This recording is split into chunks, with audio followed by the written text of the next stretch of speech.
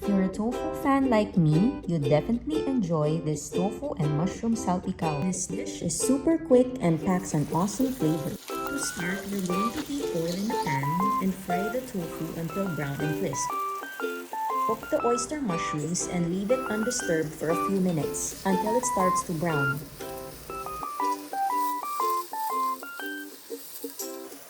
Add a bit of garlic to that and cook for another minute or so. In the same pan, melt the butter.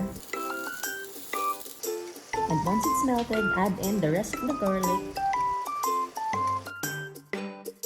Add back the mushrooms.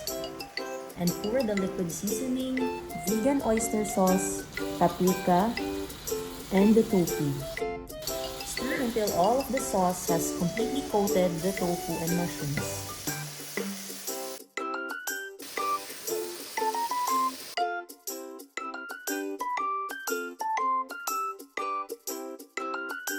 Serve with garlic fried rice and veggies on the side.